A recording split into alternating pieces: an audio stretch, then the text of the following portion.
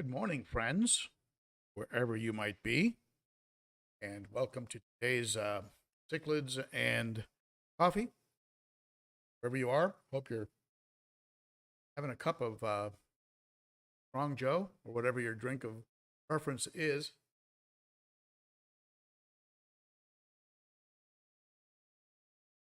Thank you to those of you who shared the link.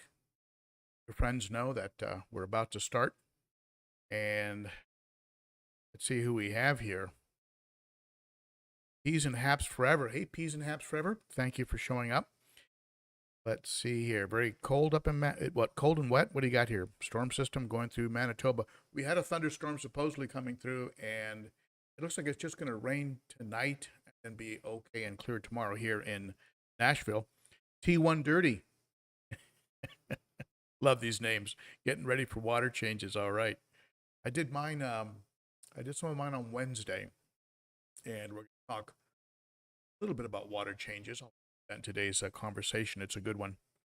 And hey, Whiskey in the Six comes in with a super chat. Thank you, my friend. And I'm going to use that money. I'm going to use that money to buy a 1.5 inch gate valve. This morning, the gate valve on my 210 gallon aquarium started to do a slow drip. Now I adjusted it, stopped dripping. But whenever anything like that starts, it's probably a good idea just to go ahead and swap it out. So we will call that the Whiskey in the Six gate valve from here on out. So thank you for that. Okay. Hey, good morning, Chris and Vibes Aquatics. Glad you're here. Hey, Jenny. Glad you're here. We'll be starting. Blah, blah, blah, blah, blah. That was me. Amber Key. Hey, Amber Key. How are you? And good, let me see, Washington State, rainy here. Well, in Washington, of course it's raining. One of the things I love about Washington has that constant filtration going on, keeps it nice and clear and green. I remember you had a little bit of a drought there. That wasn't good. And let's see here, Chris G. Hey, Chris G. Whips World is here. And let's get tanked. Oh. Words and all their meanings.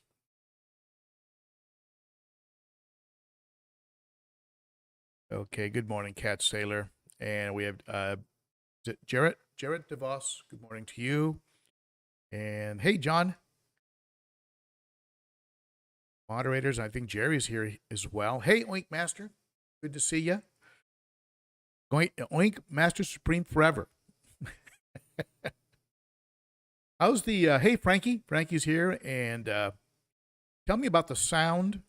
How's the sound quality and the video quality? Tell me how's that. And cheers, Ben. Thanks for the advice this week. You're welcome, my friend. And I noticed that you commented on it. And thank you, In the Jeans, for the AV feedback. And you hear from people, and they tell you about how they have Babuna and they have them mixed with peas and haps, and it's been going on fine. And I get that. And in my mind, I always think, you know what, it works until it doesn't work, and you have to be ready for that. If you're an African cichlid keeper, you have to be ready for the inevitable. Unfortunately, that when that switch in that little brain flips and the fish loses its mind. And I found from personal experience, and it's limited personal experience, that Mabuna do get to a point where territory is more important than life, and they will go after anything and everything, and will start tearing up fish. So at any rate, I hope that that timeout works. Now, I'll tell you something. I recently did a timeout on my little OB that I'm looking at from here. And that's that Skittles OB. Very pretty fish. And looking at him right now, he's being very mellow, very calm. And what happened that was different, and the reason I think his timeout worked, because up until that point, up until about a couple weeks ago, I would have told you don't waste time on a timeout, because you're going to put the fish back in and they're just going to pick up where they left off, and it's not going to change and you're wasting your time. However, I put this OB back in and he has been completely mellow. And the only difference, well, I'll tell you two differences. Okay. One, the timeout was extended. It was over a month. So I think he had a complete memory wipe. And number two, he was not in proximity. He couldn't see or interact with the fish that he was being going after and bullying. In this case, the bicolor 500. So sort of out of sight, out of mind. I mean, if you do a timeout and you put, let's say, you put a fish like I've done before in a breeding enclosure inside the tank, and the fish that they were getting into it with is constantly cruising by, and they're flaring up their fins, and it's like it's like a bull rider, right? You got that bull in that pen, and the second you open that pen, that bull's going to charge out and do its thing, because it's constantly being, it's constantly being sort of stirred up. So if you're going to do a timeout, I suggest you time out of sight of the other fish where the aggression was going on, and you extend the timeout to a minimum of 1 month. I might actually talk about this in the video, because so many people experience aggression and go through the timeout exercise and then find that the next morning the fish that was being bullied previous to the timeout is now dead. So maybe this will be some good advice for those folks. So I hope it works out for you. Whiskey in the 6. Jordan LaBelle is here. Hello, Jordan. Glad to see you. Gus Frazier is here. Predator Haps. Love that name. And hey, Robert. Robert comes in with the super chat. Thank you, Robert. And doing a water change. All right. Boy, those fish love those water changes, don't they? They always look bright, and if you do them right, if you temperature match and condition the water and do that kind of stuff. So, all right, let's go ahead and officially start this live stream.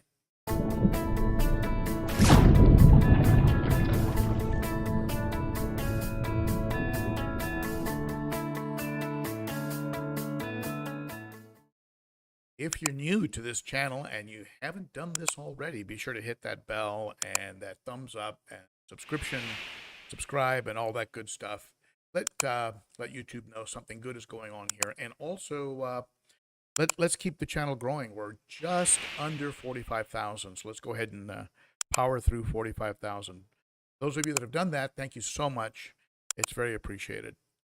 And big shout out to sponsor of the channel, the Cichlids Shack, for all their help. Be sure to use Shack Attack 10 for food like Extreme and Piscine, and now he's carrying Sarah. So use 10%. Use the 10% for anything that you want there, equipment or food, and then Shack Attack 10 or Shack Attack 15 for fish orders over $100, not counting shipping. I'm going to be at the Shack June 4th, that's a Saturday. I'll be doing the live stream and then available to meet with you after noon on Saturday the 4th. So be sure to come out for that. Also, a shout out to my friends at the Aquarium Co-op. They're always willing to help me out, and I appreciate Tori and Zenzo and the team out there. Matter of fact, they just sent me a little care package and sharing some of this in some upcoming videos. Every few weeks or so, I need to clean up the plants and, just do a little maintenance and for the most part, clean up some of the little bits of brown algae that are here and there. And so I'm going to go ahead and try some of these. These are called phosphate pads. You just cut them to shape and drop them into your filter. And they're supposed to help reduce the phosphate levels, which in turn should be able to reduce brown algae. So I'm going to do a little experiment on these and see how they work. He also sent me some of this Fritz A+ aquarium salt. This stuff is the bomb. And I've never had a fish change so dramatically as the one I had change. I had a Autopharynx tetrastigma. I gave him a salt bath in this product, and he went from being looking like a porcupine, where his he, like sticking up, and his eyes were bulging, and I mean, he really had some serious difficulty with fluids. You know, just accumulating fluids and bloating out. And I gave him a bath in this stuff, and in several days, he was noticeably better. Fritz A+ aquarium salt. Highly recommend.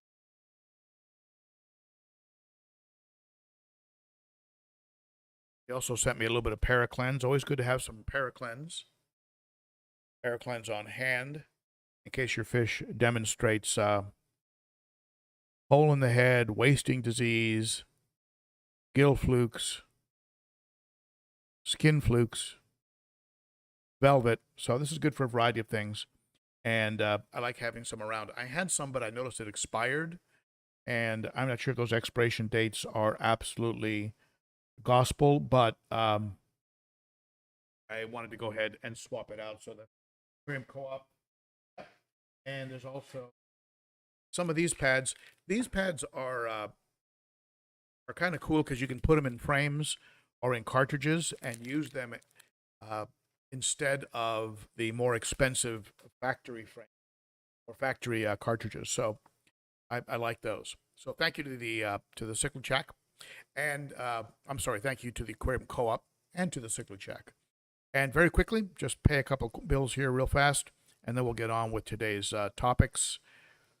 Let's see here. Big shout out to those of you who have become members of Raj Gang, and a big shout out to my Patreons. And here they are. As you can see, the list is growing. And thank you to Cunningham Cichlids, Davey K. Larson, Laura Smith, Wilbert, and Brett Thorpe. Thank you so much, my friends, for jumping in. And if you'd like to support the channel, that's a great way. Also consider using the Amazon link. You get to Amazon and do your Amazon purchases either at my store or anywhere on Amazon. And if you'd like a coffee mug or a t-shirt, be sure to go to my Teespring store. Those are all great ways to support the channel. You just being here, watching the videos, that's also a very great way, and I appreciate that very much. So let's go ahead and close all that. Got to pay the bills. And I'm going back to Home Depot today. I've got more plumbing to buy, and a couple of the connections are not working. And by that, what I mean is a bulkhead that returns water to the 300-gallon is it's threaded, and so I bought a 1-inch that would move it from threaded to slip, the kind that you glue, and it doesn't screw. It needs to be like 1 1/4 to go over the threads and then convert to 1-inch. Anyway, if you don't know plumbing, forget about it. I don't want to confuse you, but just realize I'm heading right out to Home Depot.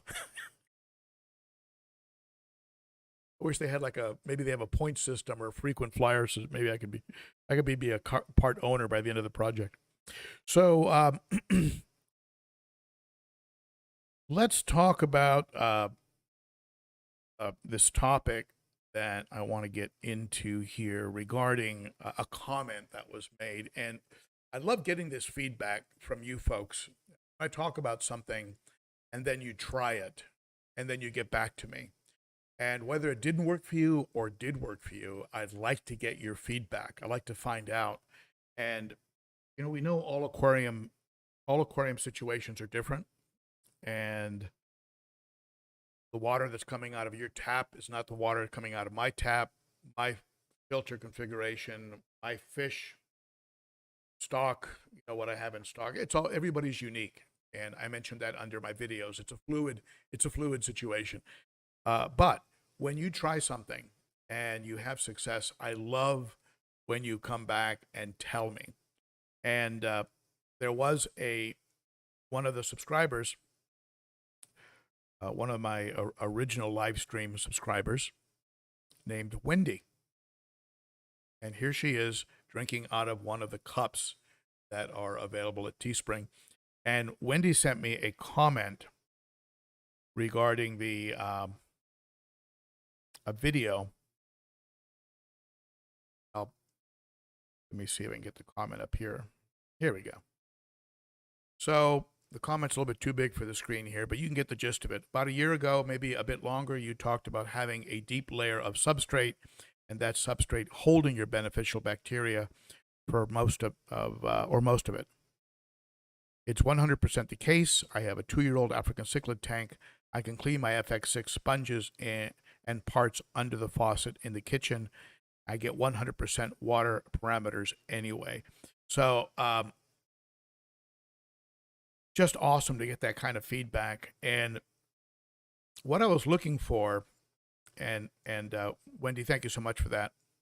What I was looking for was a way to create beneficial bacteria, a stable system that is not messed with.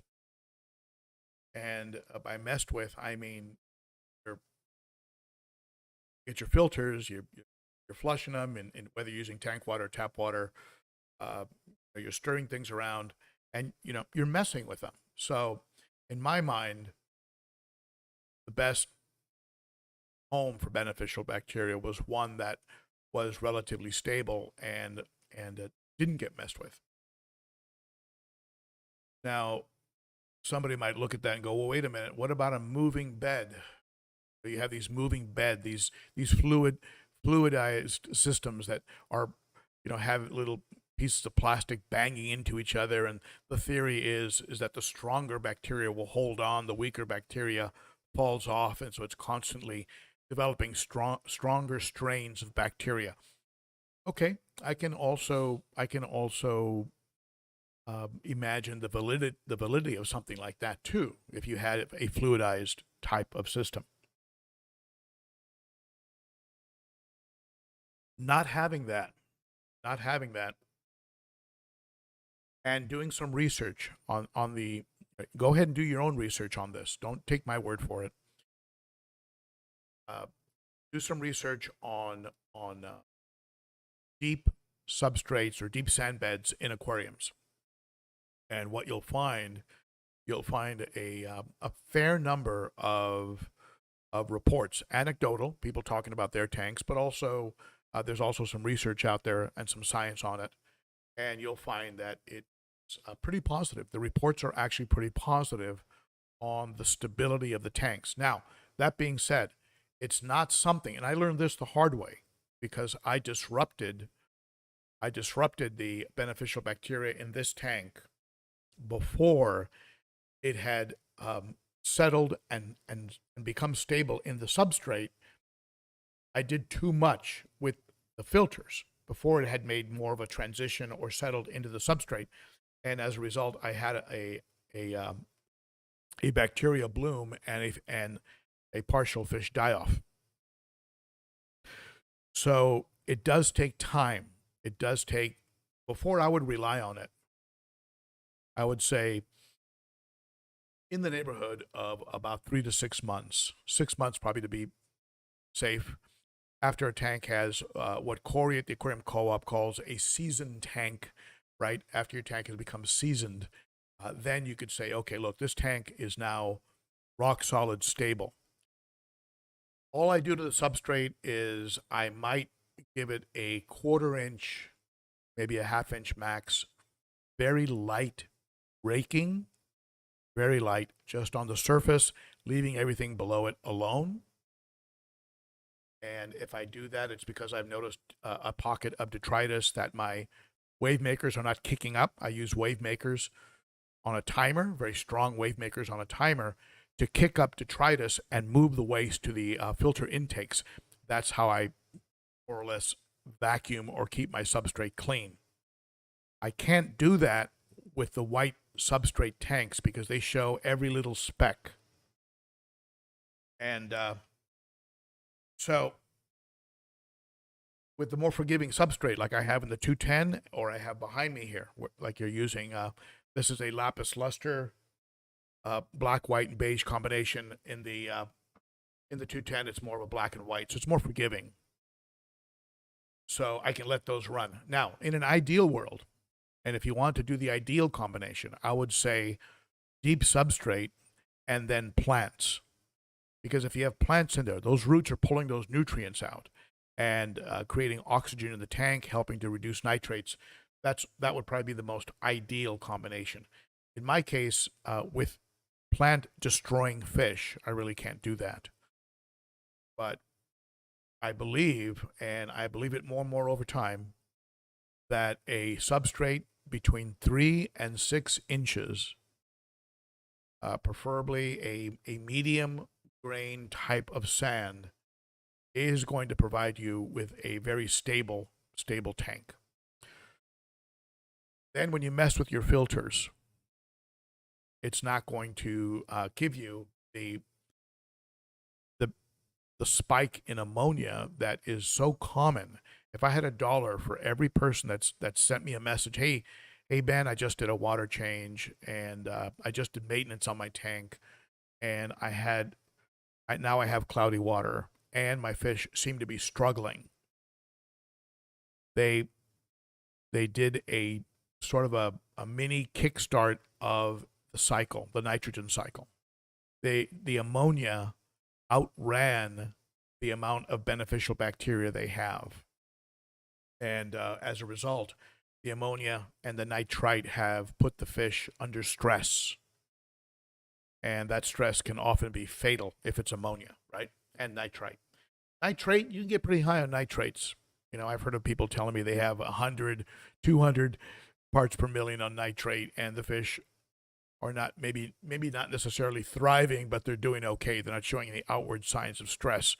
A little bit of nitrite, a little bit of ammonia, and you've got some struggling fish, and probably fish that are going to expire, because once they get that shock to the system, they just really can't really survive that.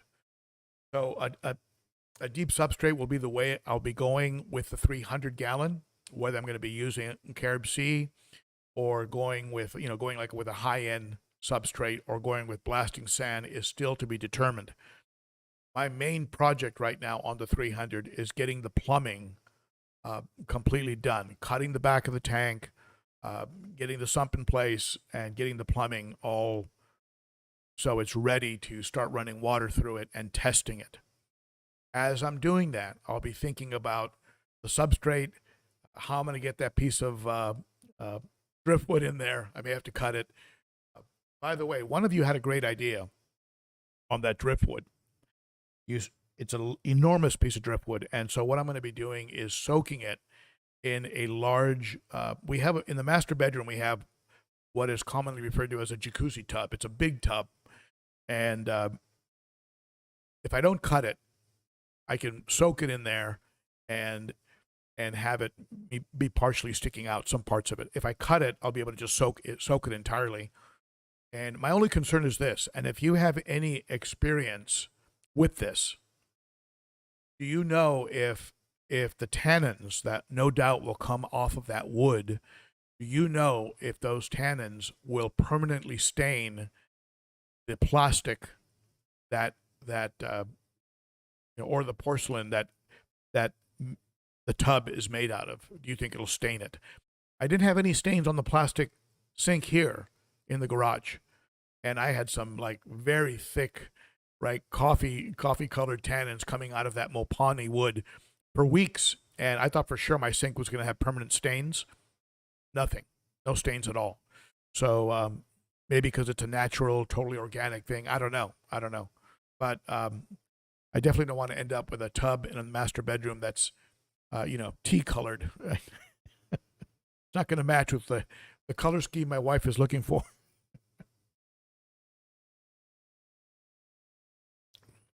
So the idea of the deep substrate goes hand in hand with the concept of filter media and not going with extremely expensive media, but instead using sponges, medium and fine sponges, and using those as the primary home for beneficial bacteria and also for filtering and polishing.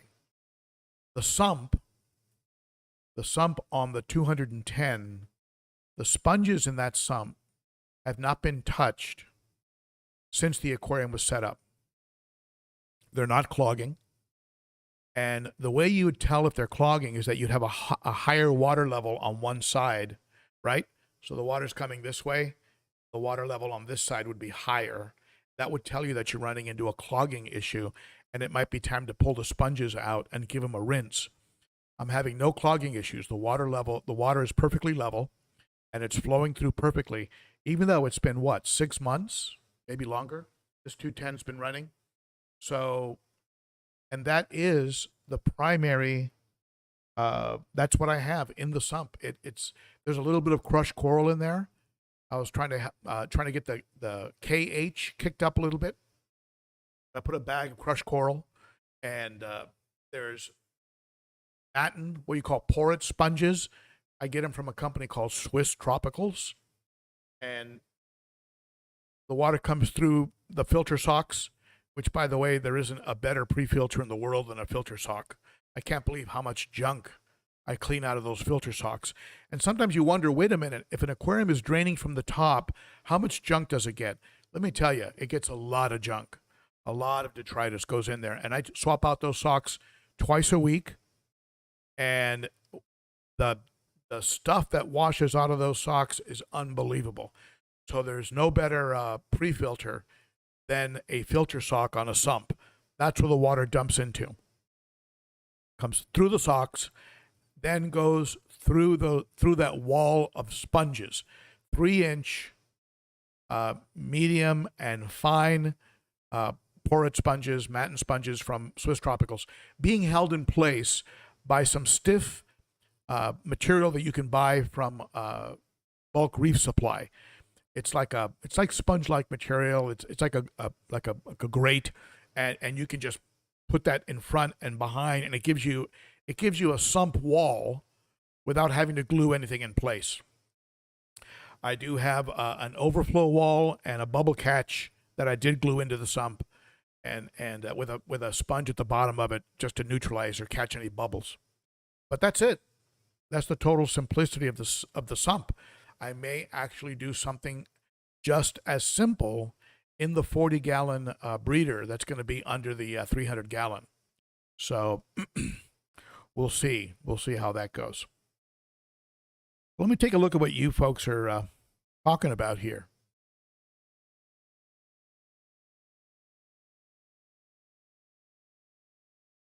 Is that Gay Aquatic and Pets? Thank you so much. No one to disturb during live stream. Feeling lucky. Thank you for that super chat, my friend. I'm glad you can just relax and enjoy the stream. And did I miss anybody? I got Whiskey in the 6. Robert Egan. I got you as well. Thank you for those super chats, my friends. Very appreciated. John Wallace pulled him out of a South American tank and running a few rounds of Fritz Paracleanse. Okay, sounds like you're having a problem with the fish there, John. Hope that works out. Po Si Wee. Hey, Ben, great to catch alive. I'm glad you're here. I don't know, when's the last time I saw you? Very glad you're here. And let's see here. Jerry's Fish Room, using some metronized dissolved flakes with garlic. Yeah, I tell you, if you can get the food into them, if you can get the meds into them with food, that's perfect. Now, very common mistake with medicating fish is not removing chemical filtration, including your activated carbon, right? Your Purigen, your ChemiPure. Be sure all of that is taken out. And then after you're done treating, be sure to put some carbon back in there for about a month and then throw that carbon out. That'll remove all the residual meds from the tank. Sean is here, New York City in the house. Hey, Sean. You know, I really love New York City. I used to go there a lot when my dad was alive. Peas and haps forever. I timed out a full-size OB for over a month, put him back with everyone, and it was like he never left. Started fighting with everyone immediately, so I trade. Yeah, I tell you, there you go. Sometimes you get fish that are loco in the cocoa. I mean, they're just nuts, and you have no choice.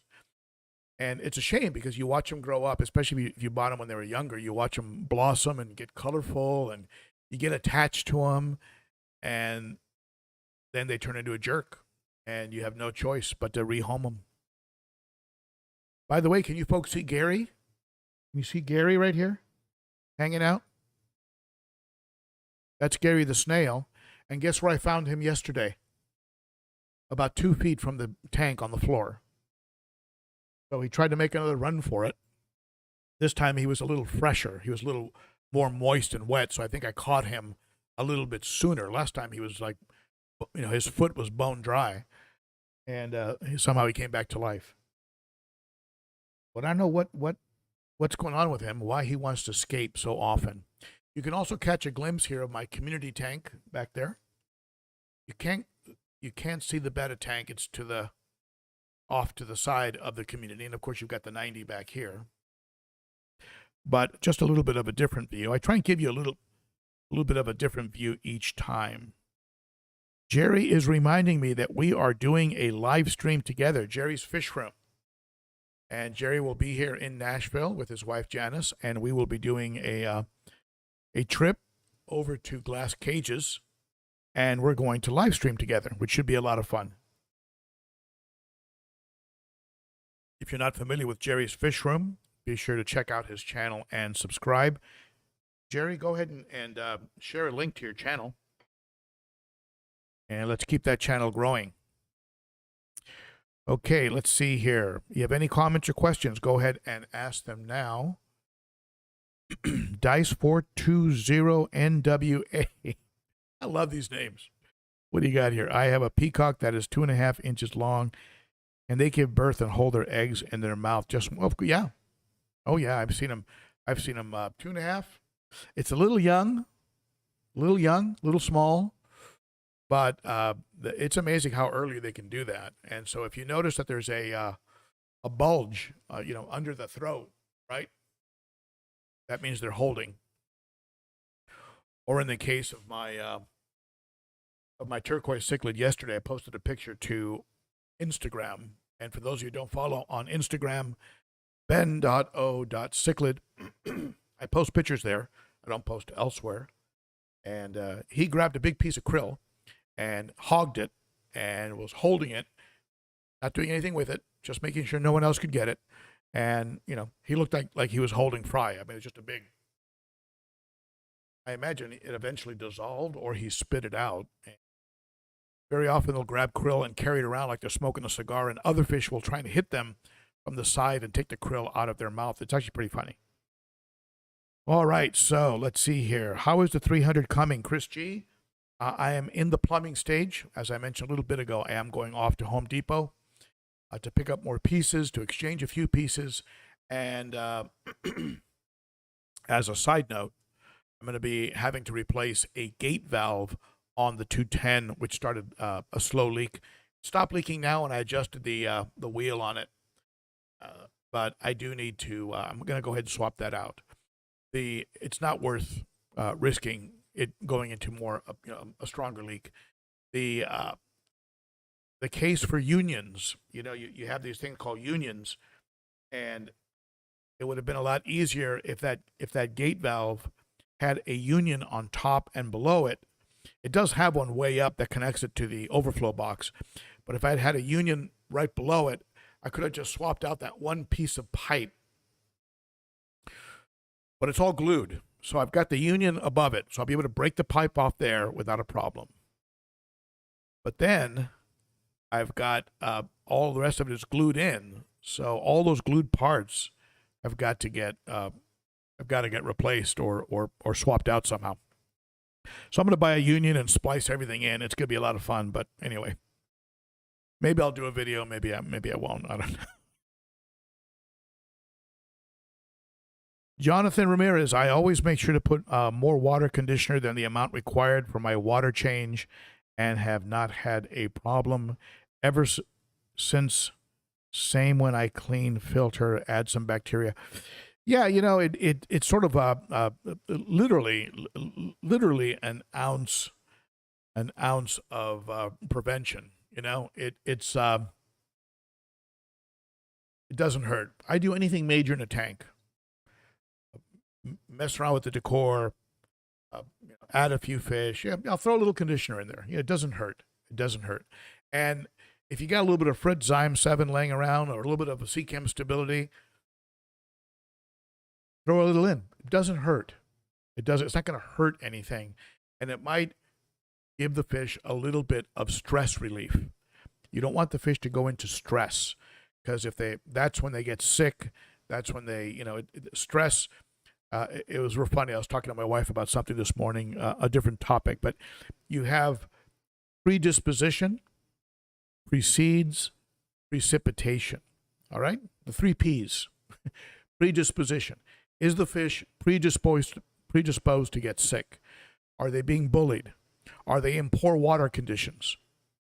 Have they been shocked with either pH or temperature shifts or something? So predisposition. And then you end up with it precedes precipitation, which is the actual the bringing about of the disease. So peas and haps forever. I have 3 inches of carob sea cichlid mix and I love it. Now, is that one peas and haps forever? Is that the one that has the pieces of shell in it, like noticeable pieces of shell and coral, or is it more of an aragonite sand like type of? Which I think aragonite really is kind of a brush coral as well, just broken down more. But is that how is that? What is the texture of that? I used to have Mabuna and Carib Sea Cichlid specific. It was called Eco Complete. And the Mabuna used to grab big shells and just carry them around the tank. It was hilarious, trying to redecorate and claim certain parts of the tank. So they would pick up these shells and move them around and stuff. And it was just really entertaining watching them do that.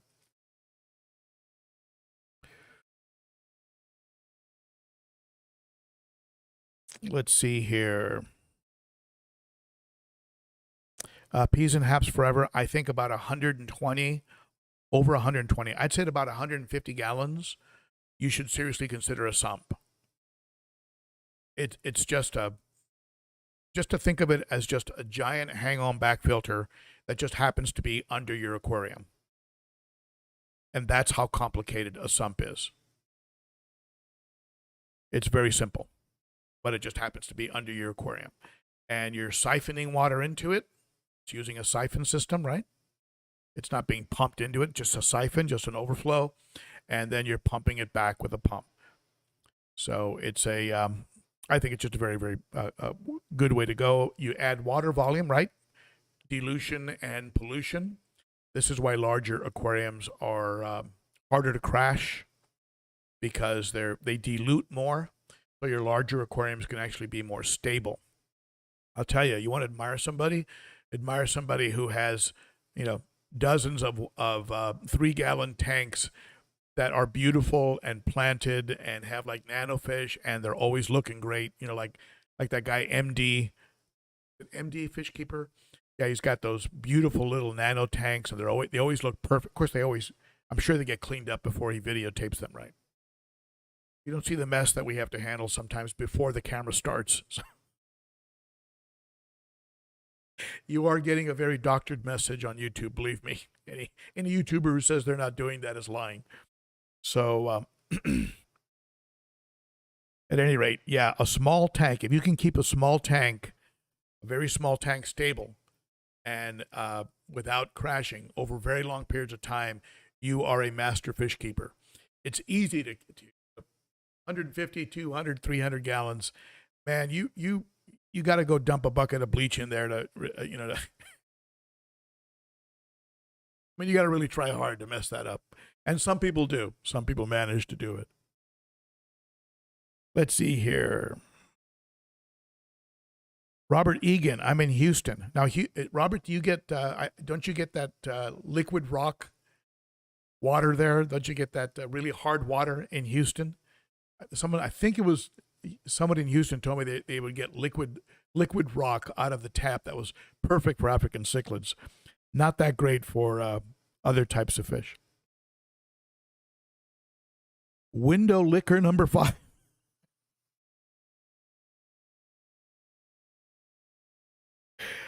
All right, I think we have a winner for best name. Window liquor number 5. Will cichlids eat mossballs? I think they'll peck at anything that's green. And by the way, I'm going to be adding. Do you folks remember? For those of you who are long-term fans of the channel, do you remember the algae scrubbers I used to use back in California? Got an old one that's a little bit broken down, but here I'll show you. Hold on for a second. Let me show you the 210 while I go look.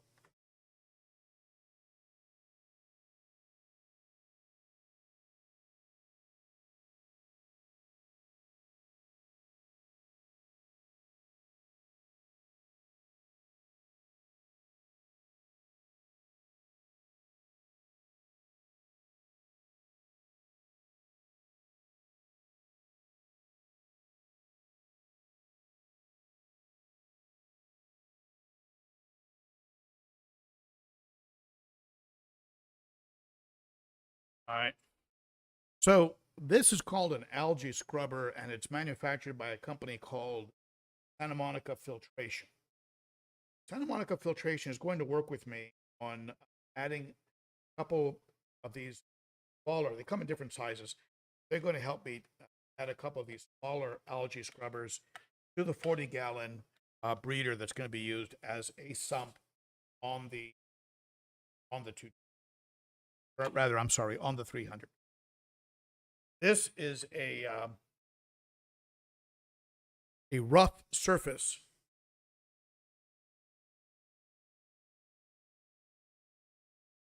that can be used to harvest or to grow the algae. The algae will attach to this and grow, and you have a series of lights that are the exact frequency that algae will thrive in. And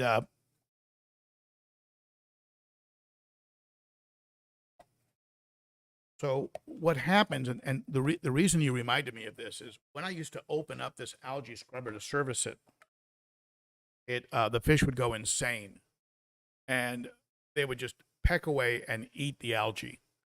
I remember I had a sunshine benga.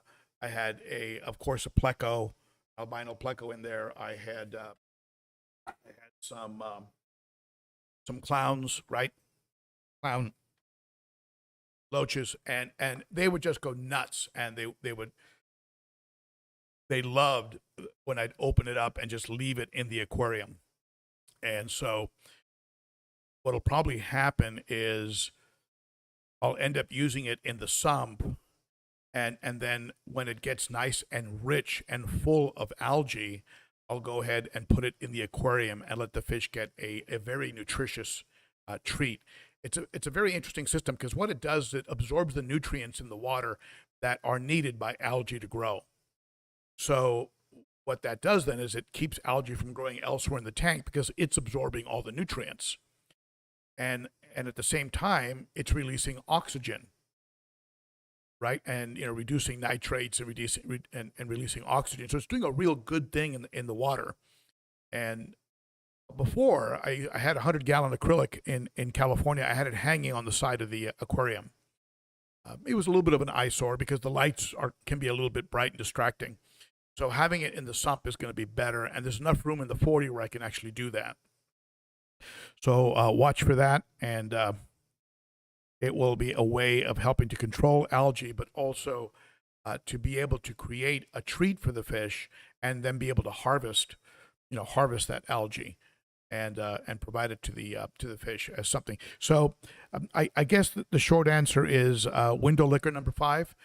If that's any indication, yes, they will actually eat the mossballs. the moss balls.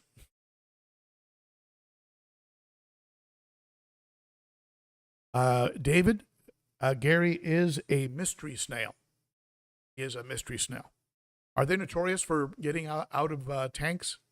Unfortunately, this tank is up on a stand, like a pedestal.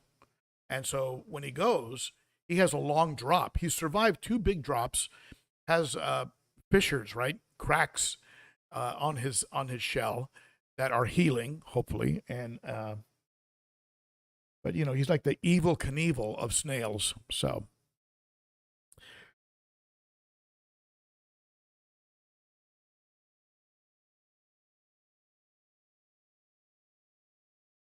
all right. Java Fern, window looker number 5, talking about Java Fern, is very hardy. And one of the plants I tried with African cichlids, the first choice I tried was Anubias, and second choice was Java Fern, and ultimately both of them were destroyed by the fish. All right, let's see here. Yeah, Jerry, I'll tell you, gate valves and unions. And for those of you who don't know, and again, I'll just show you, because some of you, this is all I'm speaking Greek to some of you. Hold on.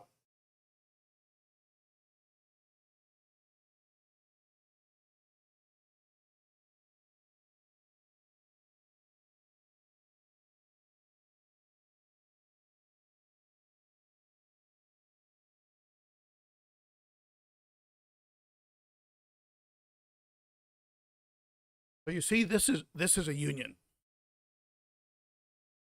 And so let's say there's a problem here. Let's say there's a problem with something leaking over here. All you have to do is then unscrew this union, and fix whatever you need to fix over here, and leave this and all the plumbing above it alone.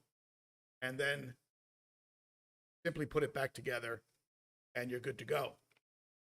So unions, the reefing community, they talk about how, you know, whatever you think you need in unions, double it. And now with that leaky gate valve, I'm learning that lesson.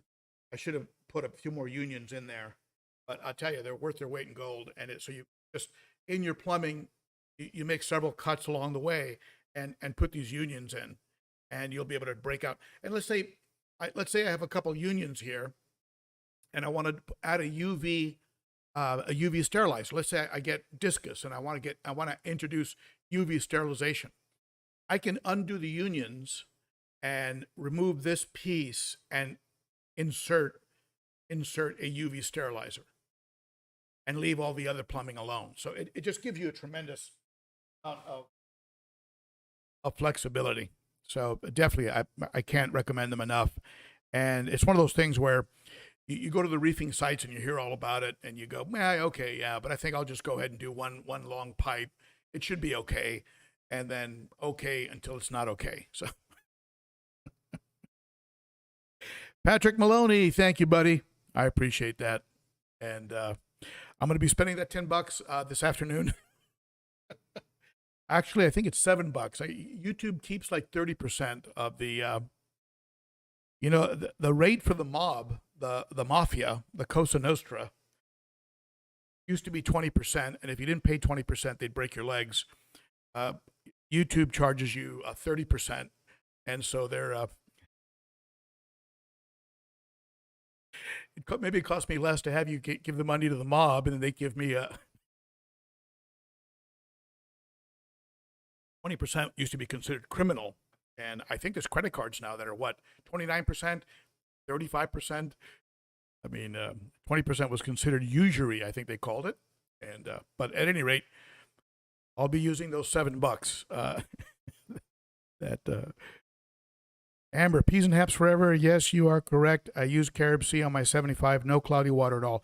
Now, I'll tell you a couple things on that. First of all, be sure when you give your substrate a real good rinse, and then be sure to, when you fill the tank, that you fill it so the water is hitting a plate and is not stirring up the substrate. I mean, that's I'm preaching to the choir. You folks probably all know that already, but don't stir up the substrate when you fill the tank because you'll end up with a cloudy tank. Also, keep in mind that when you get that first bit of bacterial bloom and algae bloom, that's all part of having a brand new tank, and it will pass over time. Just leave it alone, and it will go away on its own. If it really bothers you, you can try some Seachem Clarity. You can put in some Monster 360 from Fritz. You can add some Pyrogen or some ChemiPure. You can put some floss, right? Some a crib batting floss in your filter. There are ways to speed it up, but it's a natural process and it will run its course, and eventually you'll end up with your fish floating in air like everybody likes to talk about.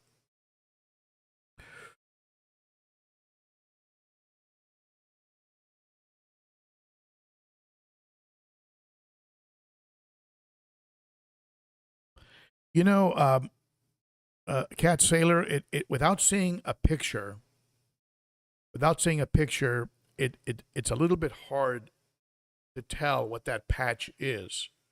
I mean, a patch can be that the fish scraped against something, that somebody banged into him, that it banged into some decor. It can be fungus, it could be velvet, it could be the start of colomaris, God forbid. But it could be a lot of things. So without looking at it, sometimes just to be careful, I'll pull a fish out like that and put them in a 5 or 10 gallon tank and hit them with a little bit of API General Cure and just kind of cover all the bases and just see how the fish does. That usually can take care of it.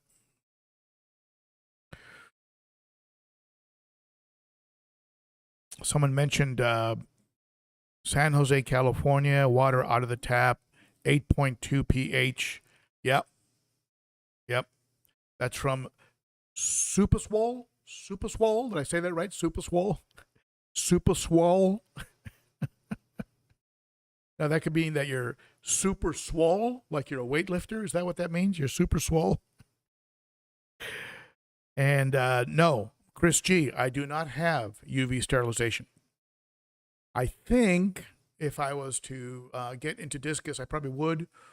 And, I'm thinking what to do with that 60-gallon acrylic. We put it in underneath the tank and underneath the 300, and we couldn't turn it. It's too long. So I was going to cut a hole in the side of the stand if I could slip it in.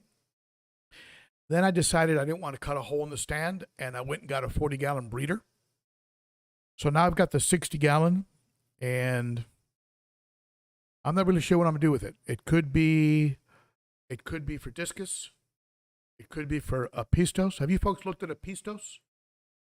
Apistogramma, absolutely gorgeous fish. Small, a little small, and but absolutely gorgeous. So possibly do something with apistos, because I noticed the Cichlid Shack is now carrying apistos, and they've got a beautiful selection. So that might be the direction I go in.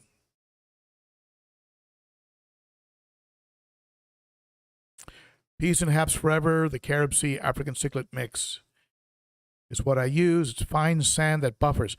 Okay, so it's probably got a little bit of coral or aragonite in there, is what I'm thinking, because that means it's releasing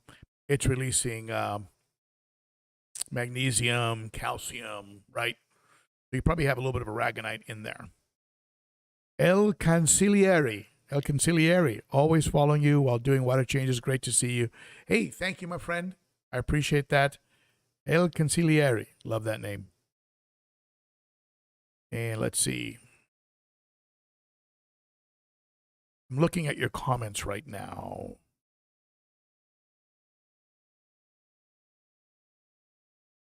Rocky and Miles says that they're late. And remember, Rocky, you have to bring a note. If you're late, you need to bring a note.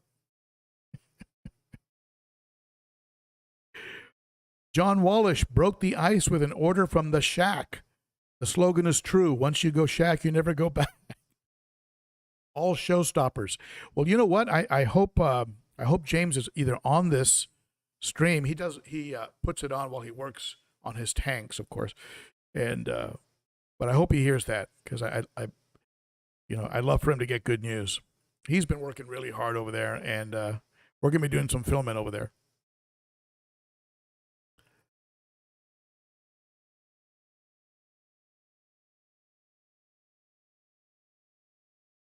All right. Hey, look for a couple videos. I have a couple videos coming up. I want you folks to keep an eye out for them. And one of them is going to deal with the topic of water changes and the relationship between water changes and the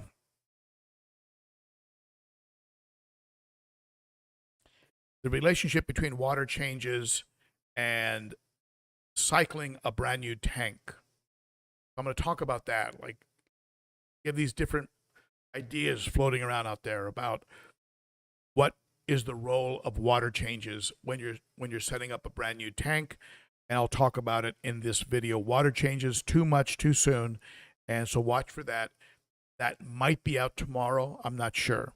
Then I have a video that's going to be maybe slipping into the realm of a little bit of cichlid humor. It's the thumbnail is Sorry But, and the video is the title of it is going to be 5 comments that were made under my videos that were hard to believe. And I'm not going to name any names, but sometimes people make some claims underneath my videos, and you're going to be shocked at some of these claims. I'm sure you are, and especially number 1, number 2 on the list. But people make claims, and of course, when I go to their page, they never have any videos posted. It's always like, this person has no videos posted. And the claims are pretty wild. So watch for that video. It's a little bit tongue-in-cheek, a little funny, but sorry, but 5 YouTube comments I found hard to believe. Have you ever heard something from another fish keeper that you just didn't believe at all? Share it in the chat, or if you're watching the replay, share it in the comments. I'd love to hear what it was. We all, every now and then, are exposed to what I can only call fish tales.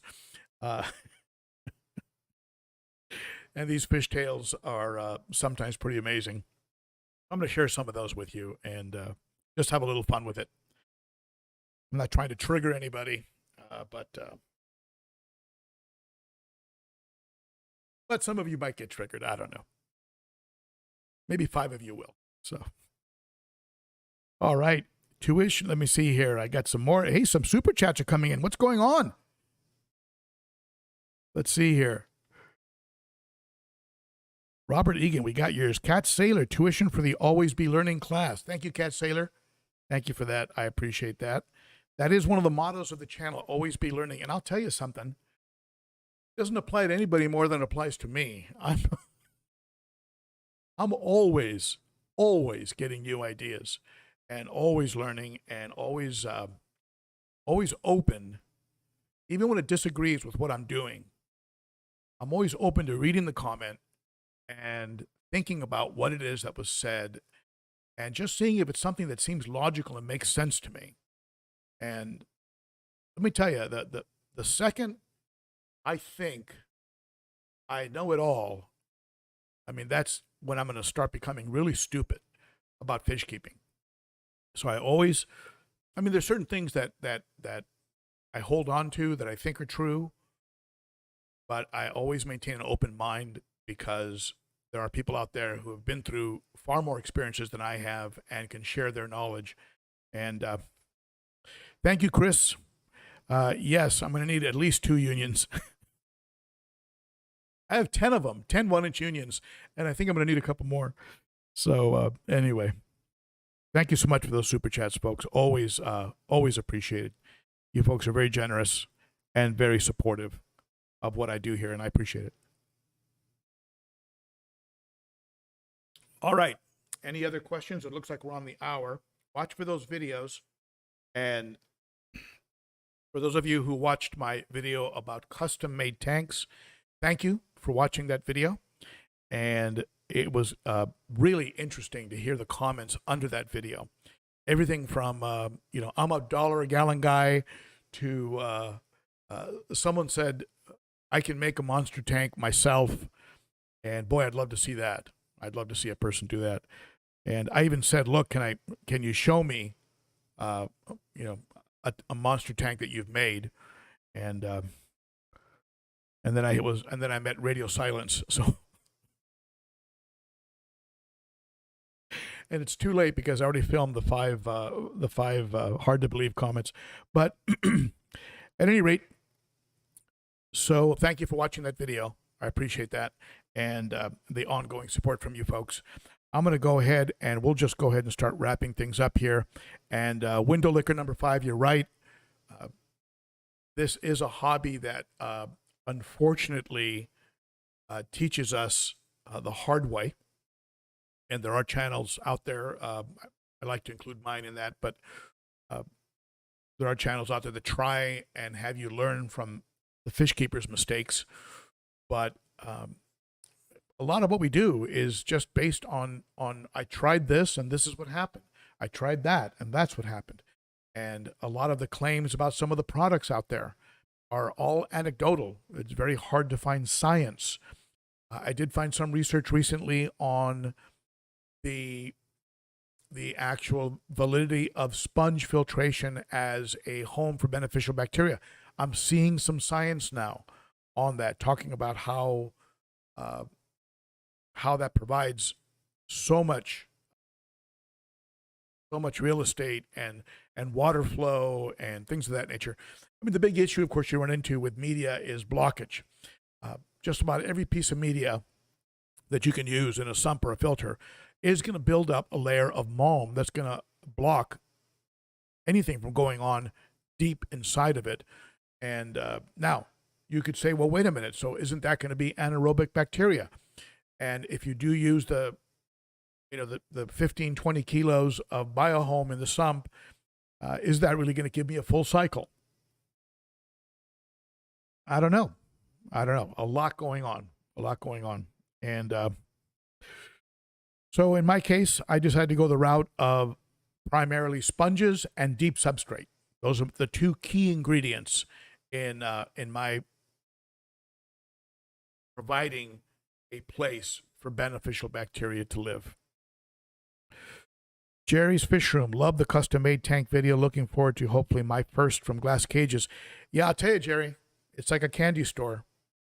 You go in there and you see some of the tanks they're making. Not even the tank you're going to end up with. I mean, the tank, when I go in there and I see that they're making a 500-gallon custom tank, and they do acrylic too. They're not just glass.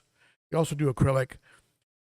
Last time I was there, they had a 15-foot, like a 10-foot by 10-foot setup with a fountain in the middle that worked as an overflow and then shot water up the middle like the pumps. It was just crazy. They make crazy stuff. And when you go through there, you have to realize that every single tank you see, and you'll see 100 of them, every one of them is a custom order. Every one of them is somebody looked at their home and said, this nook, I'd love to put an aquarium in this nook. It happens to be a weird size. And then they send the specs to Glass Cages, and Glass Cages says, yeah, we can do that. We can do 4 feet and 3 inches wide and, 2 feet and 4 inches tall, and whatever it takes, they'll do it. Do you want black vinyl on the back? Do you want it on the sides? Do you want it drilled? Do you want it drilled on the sides? Do you want it drilled in the back? Whatever it is that you want, you give them the spec, and then they look over the specs. They make sure that engineering-wise, it's not going to be compromised, and then they work with you as they build the tank to make sure and to get you to really sign off as you. It's just a real different process. Now that being said, walking into Petco and picking up a 40-gallon breeder, that's what I did. I didn't go to Glass Cages and say, make me a breeder, make me a 40-gallon tank. So the commonly made mass-produced tanks, have their place in the hobby, will always have their place in the hobby. The used Craigslist tanks will always have their place in the hobby. And so will the custom tanks. So, at any rate, there you go. And John just provided a link to go see Glass Cages. Go to Glass Cages, price out a few of your dream tanks and see what you think. And start saving those pennies. So that's it for me, folks. Thank you so much to everybody who tuned in. Watch for tomorrow's video. I will see you this next Saturday for another live stream. And I couldn't make it to Aquaticon in Knoxville. I'm there in spirit. I hope they do well and have a lot of attendees. I know that Denny Rudell, our moderator and friend, is going to be there. Hopefully he'll take some pictures, maybe send some to me, and I'll share them on the page. All right? So that's it for me. Enjoy your weekend, folks, and maybe I'll bump into you at Home Depot. All right. Bye-bye.